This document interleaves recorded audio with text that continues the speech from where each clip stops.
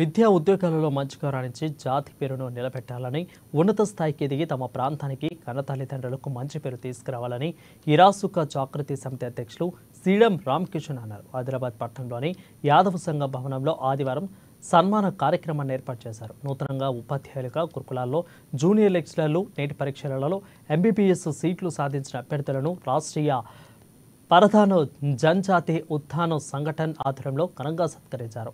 శాలువాలు కప్పి పూలమాలలు వేసి స్వీట్లు తినిపించి వారికి అభినందనలు తెలియజేశారు. చదువుతో భవిష్యత్తు బాగుంటుందని, విద్యుత్తుని సమాజంలో సమాన మార్పును తీసుకురావడానికి కూడా అవకాశం ఉంటుందని వక్తలు పేర్కొన్నారు.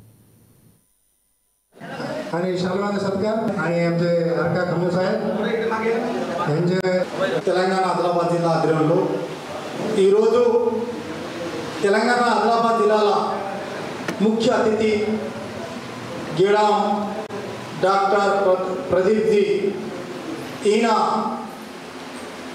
15 రాష్ట్రాల 2 ప్రెసిడెంట్ కాబట్టి ఆయన ఒక ప్రిన్సిపాల్ మహామేధావి. ఎందుకంటే దేశ చరిత్రల గొండోలో 20 రాష్ట్రాలు ఉంటే ప్రధాన్ సమాజ్ 15 రాష్ట్రాలు ఉన్నారు. నేను ప్రతి ఒక్క ప్రధాన సమాజానికి ఆదిలాబాద్ ఉమ్మడి జిల్లాలో నేను తెలియపరుస్తున్నాను.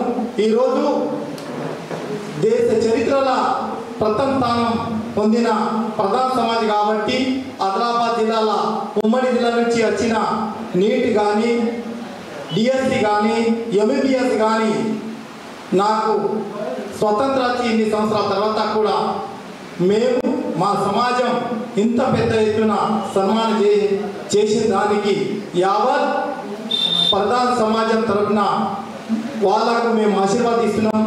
వాళ్ళు పైకి పోయిన తర్వాత విద్యావంతులు కానీ, డాక్టర్ కానీ ఏదైనా కూడా సమాజానికి సేవ చేయాలని వాళ్ళకు